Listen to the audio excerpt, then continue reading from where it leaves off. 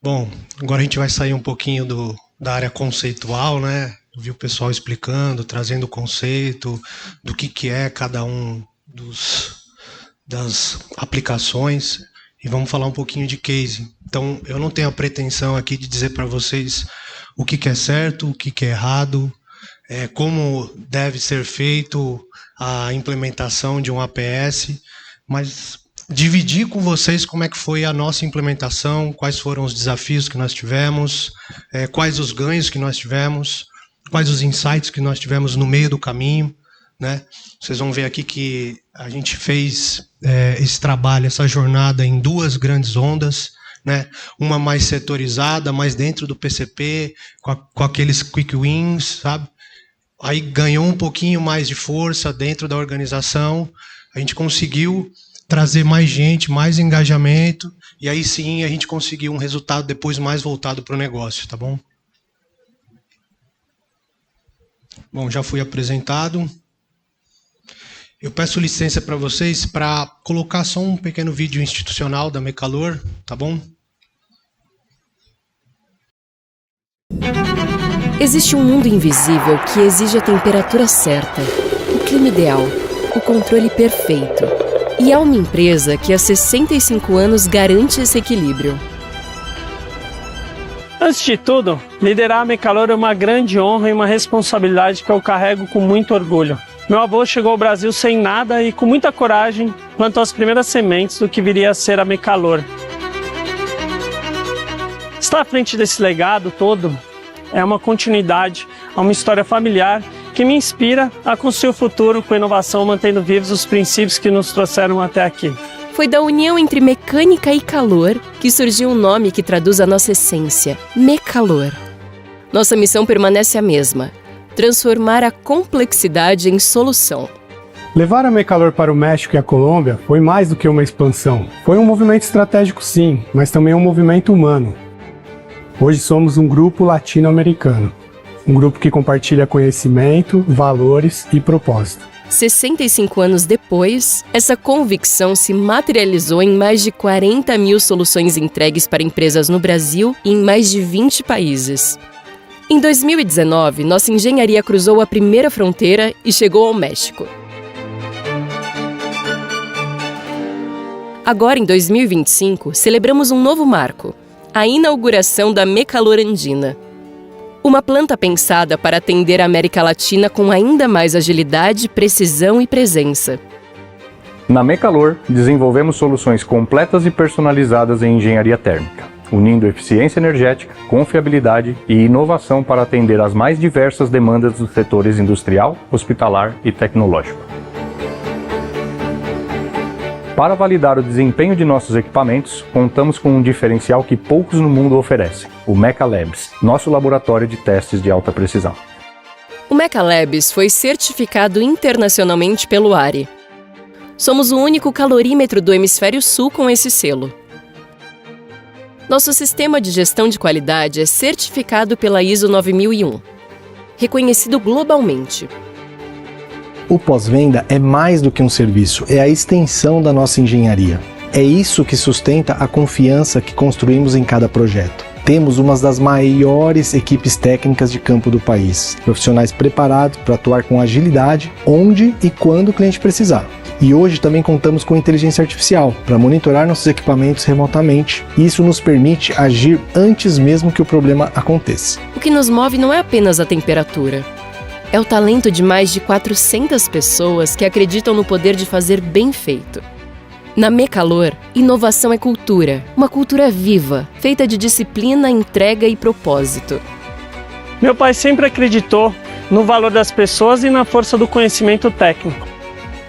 Ele nos ensinou que a excelência e a qualidade são compromissos diários e, se você for fazer, faça o melhor.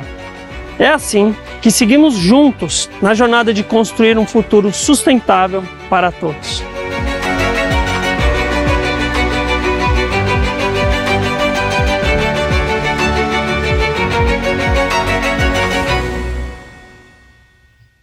Obrigado. Bom, agora que já deu para entender um pouquinho do que é a Mecalor, eu acho importante colocar aqui para vocês principalmente para o pessoal que trabalha com o PCP, que a gente vai falar de uma empresa que trabalha com a metodologia ETO e MTO, Engineer to Order e Make to Order. Nós não fazemos nada para estoque. Então, as soluções que a gente usou aqui no APS são todas voltadas para esses dois métodos que a gente usa dentro da Mecalor. E uma particularidade da Mecalor é o PCP programa os recursos de engenharia. Tá? O PCP começa na engenharia. Então, dentro da Mecalor, a gente entende o coordenador de projeto e o projetista como um recurso, como é um mecânico e um eletricista. Eu vou mostrar isso para vocês. Então, a gente aloca as atividades para eles de uma forma estruturada, que a gente criou, organizada, mas eles são recursos para nós também, tá? Eu dividi aqui em 4 steps, né, para a gente falar. Então, primeiramente, nós vamos falar do cenário inicial, os problemas que a gente tinha, né, o porquê da gente buscar essa solução, né? Depois vamos falar da primeira onda, que é o que eu disse para vocês, uma onda mais dentro do setor, resolvendo as dores dentro do PCP. Em terceiro plano, aí nós vamos falar dessa segunda onda, né, onde a gente começa a utilizar o potencial da ferramenta para trazer resultados para o negócio.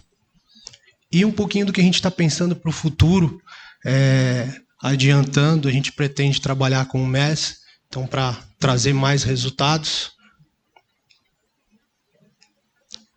Bom, desafios que a gente tinha, né, antes da implementação, que nos levaram a buscar essa solução.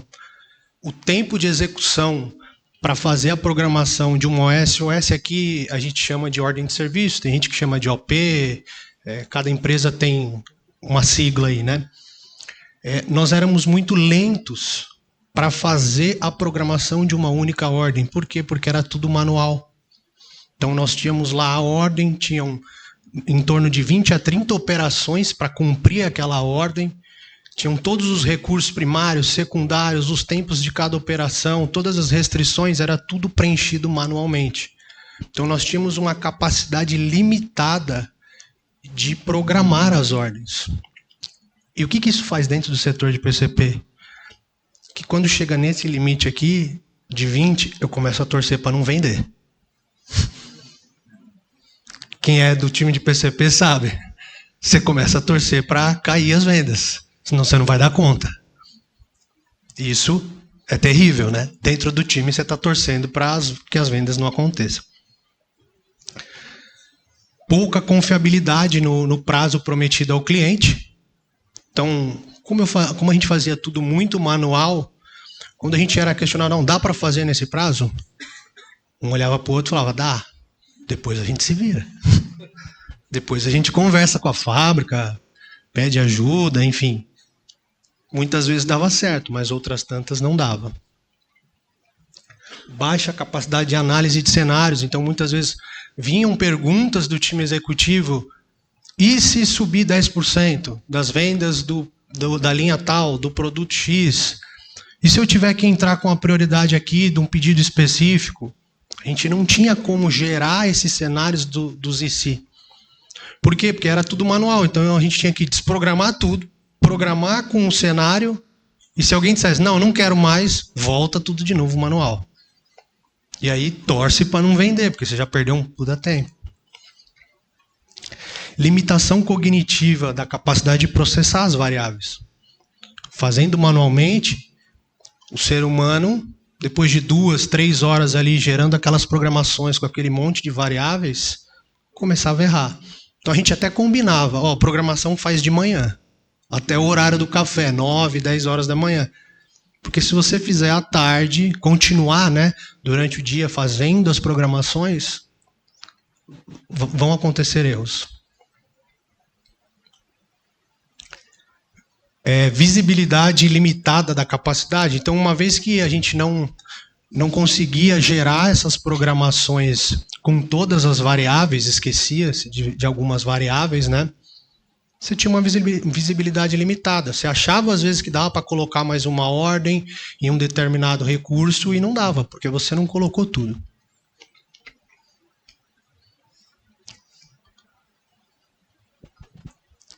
E aí o que a gente fez? A gente procurou o time da APS e decidimos colocar aí o OpCenter, né? O pessoal da Telecência, na época a gente chamava de Preactor, o Preactor, mas hoje é chamado de OpCenter, né? Bom, o que esse trabalho de colocar o OpCenter para funcionar nos trouxe? Primeiro, uma necessidade de engajar as pessoas que deveriam ser envolvidas neste processo, a produção principalmente, e no nosso caso específico, a engenharia. Por quê? Porque nós precisávamos repassar, nós entendemos que nós precisávamos repassar os tempos, precisávamos refazer o ETM. Então, isso também foi uma oportunidade para que a gente fizesse um trabalho que já deveria ter sido feito de forma mais corriqueira, né? Não precisa deixar 2, 3 anos, 1 ano, para que você revise os tempos, né? Quando você não tem um mês, por exemplo, que te dê essa informação assim on time. Então, nós entendemos que era uma oportunidade até para a gente revisar os nossos tempos, revisar os nossos processos. Então, esse é um insight legal. Quando você vai implementar uma ferramenta dessa, você tem essa oportunidade de perceber esses gaps dentro do seu setor, dentro da sua empresa. E aí, feito esse trabalho, toda essa revisão de dados, colocando isso dentro do nosso ERP, iniciando a implementação, quais foram os ganhos que a gente teve, né? Olha lá, qualidade e flexibilidade. Então agora a programação estava muito mais ajustada com os recursos que a gente tinha. Até porque nessa revisão nós entendemos que nós tínhamos que considerar mais recursos do que a gente considerava dentro da programação anteriormente. O sequenciamento estava integrado. O que eu quero dizer com isso? Nós não tínhamos mais situações onde eu colocava uma ordem para começar aqui, e aí ela ficava em step lá numa operação, e depois eu puxava outra. A gente criou uma linha, um fluxo contínuo a partir desse trabalho. As restrições dinâmicas, né? Entender também que você tem os montadores, você tem as ferramentas que vão ser utilizadas. No nosso caso, vocês vão ver um exemplo. A gente tem os box de testes, que também tem restrições de capacidade, tanto elétrica quanto de vazão. Então isso precisou ser considerado. Até bomba de vácuo a gente considerou como um recurso. Nós tivemos que mergulhar mesmo e colocar todos os recursos que a gente imaginava que poderiam, de alguma maneira, restringir a nossa capacidade. Aí sim, uma possibilidade de simular os cenários. Quem já utiliza o OpCenter sabe que é possível fazer isso. Você simula o cenário, se você não quer aquele cenário, você só não importa de volta para dentro do seu ERP. Pronto, fica lá salvo. Quando você quiser revisitar ele, ele está lá. Você importa o cenário que você achar que é o mais adequado. E a produtividade em escala. Então agora a gente torce para vender. A gente não quer mais que parem as vendas porque a gente não tem mais capacidade de processar. Estou trazendo aqui 2 exemplos bem particulares e durante o break eu conversei com alguns colegas e eu disse que uma das coisas que a gente achou muito bom desse software, dessa solução, é que ela é aberta ao diálogo. O que eu quero dizer com isso? Não é uma solução travada, fechada. Olha, é isso, se você quiser é isso, adapte o seu processo, adapte a sua empresa a isso, ou não funcionará. Nós conseguimos fazer 2 customizações que fizeram todo sentido para nós e que nos ajudaram muito na programação e nos resultados. Uma das customizações que nós fizemos foi voltada para a programação da engenharia. Como eu disse para vocês, a gente programa as atividades de engenharia. Então, nós temos os produtos standard e nós temos 3 níveis de customizações que nós criamos a partir de mudanças de características construtivas dos equipamentos. Então, o que eu quero dizer com isso? Você tem lá um equipamento standard, você vai mudar marca dos componentes elétricos, você vai mudar uma bomba, você vai mudar um compressor, um ventilador. À medida que você vai ampliando a quantidade de mudanças que você vai fazendo, a gente vai classificando isso como customizado fácil, médio, difícil.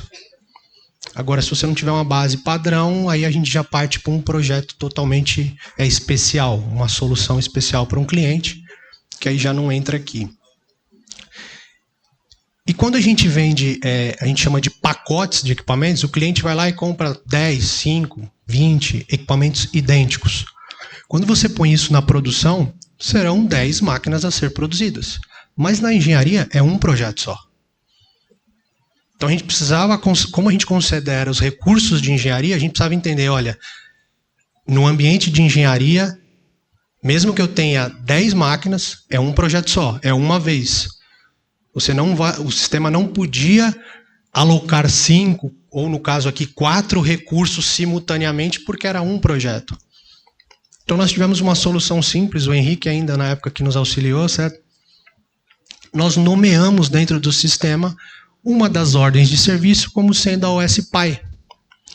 E a partir dali, todas as OS filhas, o sistema já entende que é para ele programar o recurso de engenharia só na OS pai. As outras vão só acompanhar e receber os dados e replicar. No caso do teste, é uma solução bem parecida. Existem alguns equipamentos que a Mecalor vende que eles precisam ser testados como uma solução. Eu não posso testar isoladamente o equipamento, porque ele não vai funcionar isoladamente no cliente. Então eu preciso testá-lo como uma solução. Esse é um caso típico.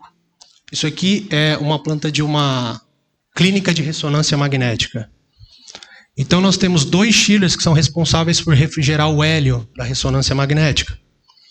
E um painel de gerenciamento que vai comandar esses chillers.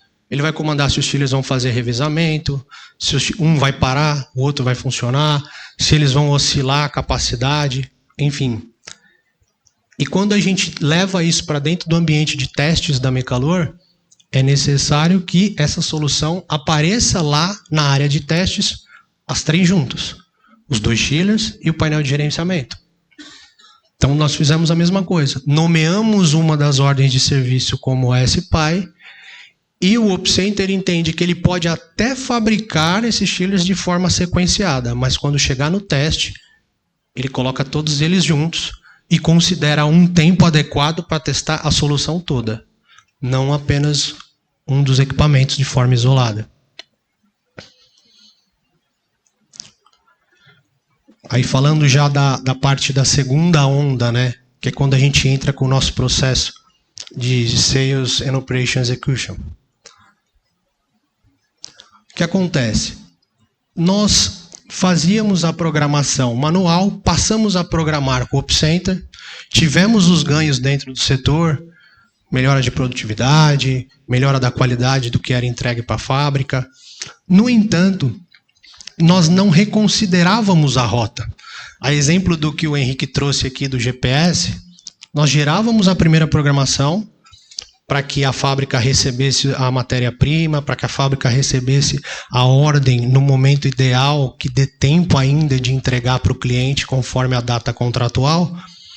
Mas à medida que a gente entregava isso para a fábrica e começavam a acontecer os eventos comuns dentro de uma fábrica, alguma falta de matéria-prima, alguma não conformidade, algum atraso de produção, no caso da Mecalor, que é uma produção 100% humana, o dia que o cara não está bem, o dia que ele faltou, chegou um pouco mais tarde, a gente já perde capacidade produtiva e o plano começava a ir por água abaixo.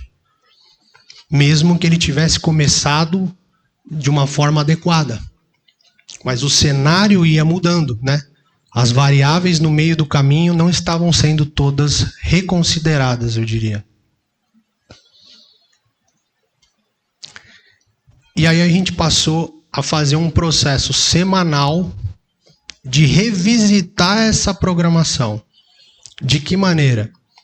Nós determinamos que, ao final da sexta-feira, nós íamos pegar todos os apontamentos de fábrica, aqueles apontamentos para quem ainda não tem uma cultura boa na empresa, que o cara vai lá e aponta início e fim no último minuto do dia, que é uma maravilha para a gente. Então nós pegávamos esses apontamentos no final do dia, todas as alterações de data de entrega de matéria-prima que Suprimentos colocava dentro do sistema. E vamos agora reprogramar a fábrica, travando para a semana seguinte. E aí começamos a fazer isso. No início, o que nós notamos? O pessoal não fazia follow-up, ia lá e alterava a data de qualquer maneira. Os apontamentos não estavam sendo todos bem feitos. Então nós instituímos uma reunião com o time executivo para que a gente pudesse engajar todo mundo, para que todos pudessem nos ajudar com esse processo de reprogramação. Uma das coisas que a gente fez em colegiado foi definir os critérios desta reprogramação. O que eu quero dizer com isso? Quando você inicia uma ordem lá na Mecalor, nós considerávamos, bom, vamos sequenciar por data de entrega. Agora, quando você vai reprogramar, nem sempre o ideal é por data de entrega, porque isso não atende o resultado do negócio. Você pode ter que priorizar faturamento, você pode ter que priorizar produto que te dá mais margem, você pode ter que priorizar um cliente estratégico, um mercado estratégico, alguma situação que envolva multa e possa manchar a sua imagem. Então, nós montamos um conjunto de critérios e, com a ajuda da IA, nós determinamos uma matriz que geraria pontuação para cada ordem de serviço. E a partir daí, essa pontuação ela é enviada para dentro do OpsCenter para que, pela pontuação, ele sequencie. Não mais pelos critérios que vêm standard do software, mas esse critério de pontuação que nós criamos voltado para o negócio da Mecalor. Já fizemos 3 revisões nesse período, né? Entendemos que a primeira versão não funcionava tão bem, simulamos, fizemos a segunda e a terceira. Ganhos que nós tivemos com isso.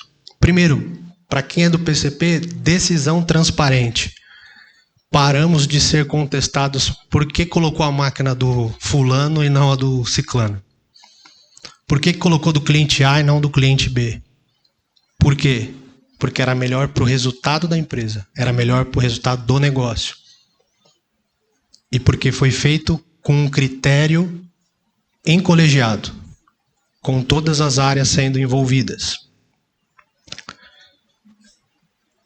Vejam aí, em 9 meses, foi um processo longo, mas que nos gerou. Nós tínhamos aí, quando nós começamos esse processo, 66 ordens atrasadas. A gente fabrica em torno de 300 por mês. Nós tínhamos 66 ordens atrasadas. Quando nós chegamos lá no final, ali, onde a gente atingiu o platô, né? 14 ordens. Hoje a gente mantém nesse nível, entre 15 e 22 ordens, mais ou menos. O faturamento atrasado de... nós conseguimos derrubar. A gente mantém em torno de hoje. Então foram ganhos extremamente expressivos. Em termos de WIP, né, de material que ficava parado na produção, nós conseguimos reduzir aí algo na casa, porque as OS pararam de ficar paradas e a gente conseguiu gerar uma fluidez melhor. Tem um detalhe importante que quando a gente foi chegando ali em agosto, né, deixa eu voltar aqui para vocês. Isso. Quando a gente foi chegando ali em agosto, eu lembro de ver o diretor de operações passar por mim e falar: o que está acontecendo? A fábrica está vazia. Não estamos mais vendendo, não tem mais serviço. Aí eu trouxe os dados para ele e falei: faturamento reduziu? Não. Quantidade de máquinas expedidas por mês reduziu? Não. Eu falei: então o que você está vendo é a fluidez melhor do processo.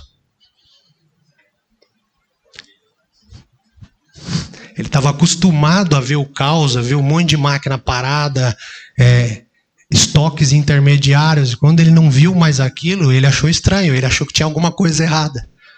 E não tinha notado que o errado era antes. E aí, essa questão aqui dessa matéria-prima, né, que é o estoque intermediário que a gente ia tendo, mostra muito isso. As caixas espalhadas que a gente tinha, diversos componentes. Aqui está um pouquinho de como é que a gente definiu os critérios, né, dos porquês. Nós utilizamos IA para nos ajudar com essa solução, né? A ordem parada e não entregue, postergação de nota, multas, problemas com imagem, enfim. Bom, e para o futuro, o que a gente imagina, né? Aí, assim, eu confesso que eu não tenho uma visão ampla a respeito do MES, mas eu imagino que ele possa nos trazer resultados, tá? Principalmente para que a gente não tenha que esperar mais o fim da semana para recalcular a rota. A gente quer recalcular a rota, se possível, no dia, na hora, enfim. Porque se olhando ali e revisando o plano semanalmente, a gente já conseguiu todos esses resultados, quem sabe se a gente tiver informação on time, a gente consiga resultados ainda melhores, né?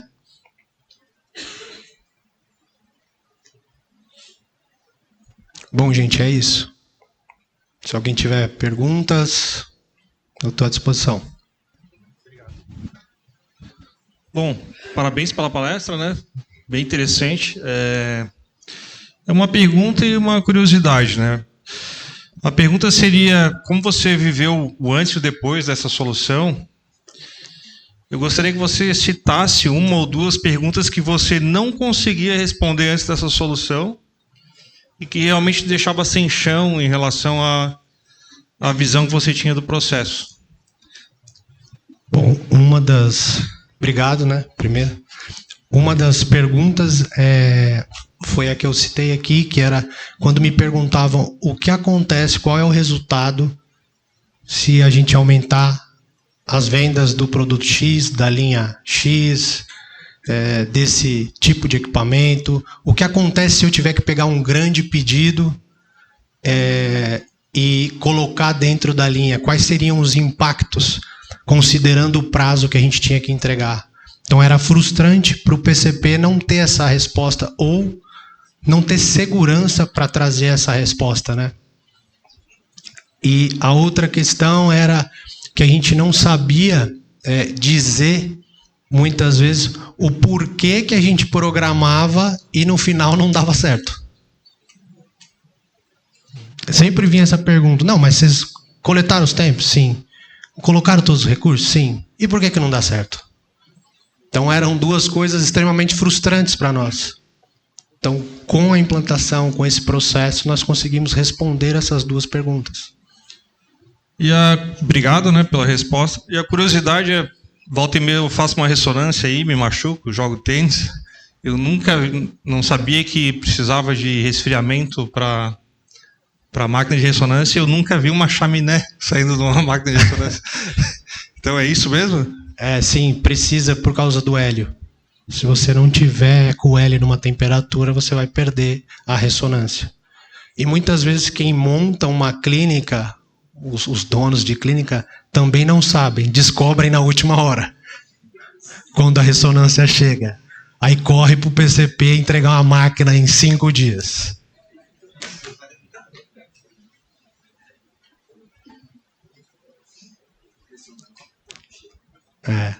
É periférico, né? O pessoal acaba que não sabe disso. Mais alguém, pessoal? Olá, parabéns pela palestra. Obrigado. Você comentou que a maior parte da sua demanda é tudo make to order. O seu dia a dia, no começo eu imagino que foi muito difícil. No meu segmento também a gente está com isso. Produto personalizado e pensa que a gente tinha uma fábrica com a demanda artesanal com a demanda industrial. Sim. Isso é muito difícil. E você chegou a usar o forecast como uma ferramenta em algum momento ou exatamente ainda é tudo sob demanda? Vou comentar aqui que o Henrique mencionou. Não está na apresentação, mas ele mencionou. Nós temos uma outra solução de um parceiro, inclusive da APS, que chama Forecast Pro, da Belge, e a gente utiliza ele, tá? para definir a capacidade da fábrica e, de alguma maneira, os nossos estoques de componentes principais. Então, a gente não parte do zero, tá? A gente recebe uma demanda anual do nosso time de vendas. Depois a gente utiliza a pipeline de vendas, né, o funil de vendas. E aí a gente joga isso para dentro desse software, ele trabalha esses dados.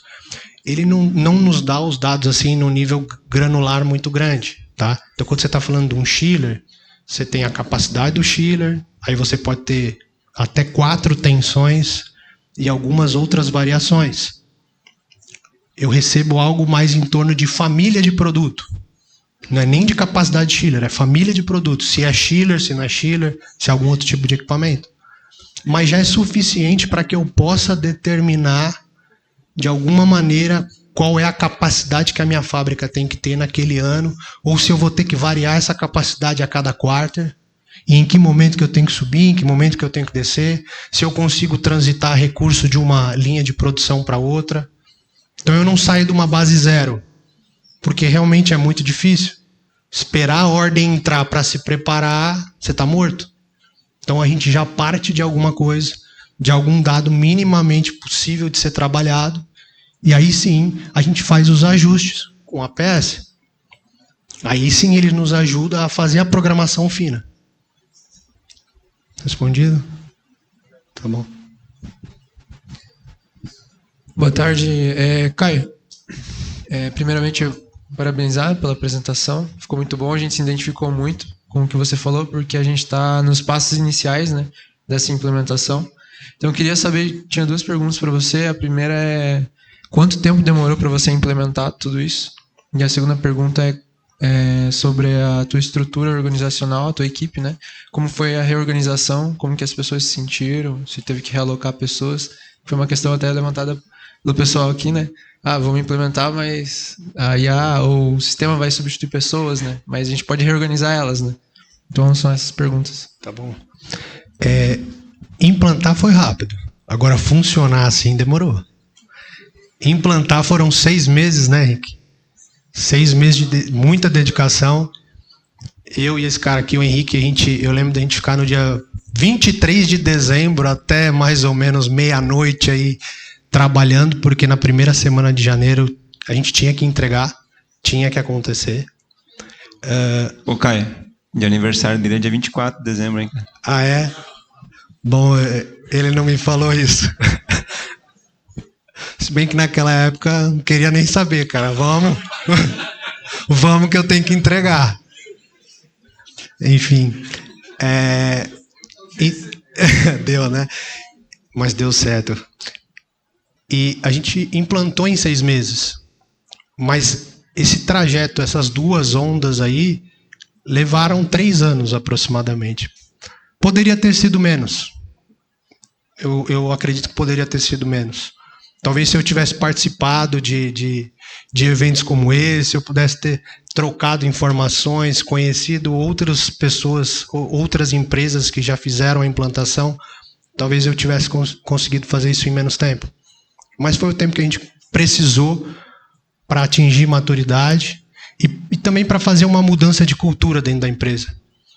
Porque implantar uma solução dessa requer também uma mudança de cultura. Tá? Sobre a equipe, você perguntou, a nossa equipe é enxuta.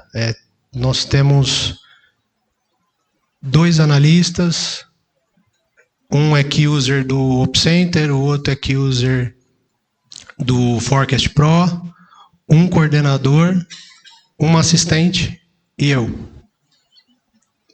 E no Brasil, só o Brasil tem o PCP. Tá? Vocês viram que tem unidades na Colômbia e no México.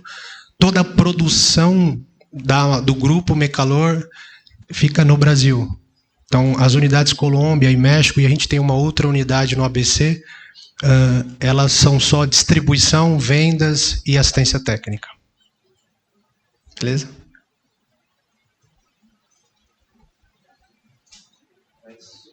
Uma pergunta ou 2 se for bem rapidinho. Uma curiosidade, na verdade.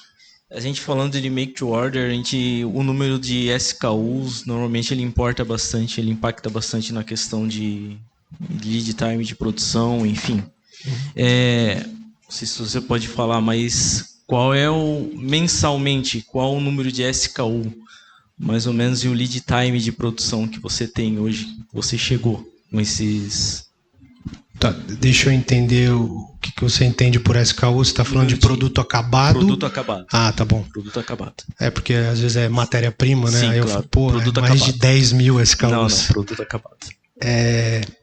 Nós temos aproximadamente 10 a 15 famílias de produtos. E aí você pode ter até outras 15 variações de capacidade. Vai contando aí outras 3 ou 4 variações de tensão. Então eu diria para você que é bastante exponencial, dependendo da combinação que você fizer, né? Em termos de lead time, nós temos o produto standard mais simples, que é em torno de 18 dias úteis.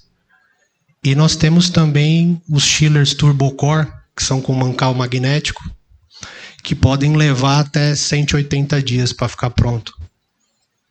Então, estou te dando aí a informação de lead time do menor e do maior. Mais alguém?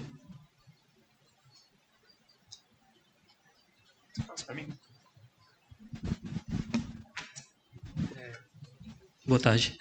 Eu, como PCP também, tenho aquela questão de toda hora um setor vem atrás de você, quer saber informação. Então, assim, eu queria saber se na APS eu tenho essa informação para todos os setores como uma gestão à vista, assim. Todos os setores têm acesso a essa informação ou eu ainda vou ser um agente a ser procurado, assim? Eu não sei na APS, tá? Na aplicação da Mecalor, não. A ferramenta, a visibilidade do OpsCenter está exclusivo para o PCP.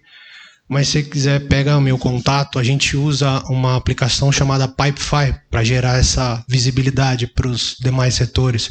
E aí dá para eles fazerem a abertura de cards quando querem redução de prazo, ou entrar com alguma mudança de prioridade, antecipação. E aí sim, aí geram fluxos automáticos de resposta. Tá bom? Posso complementar, Caio? Claro.